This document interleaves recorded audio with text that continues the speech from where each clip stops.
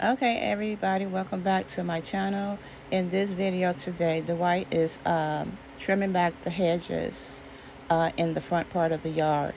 And I am about to head to Lowe's to get some stain for this front gate and also for the back panel on the fence next to the gazebo.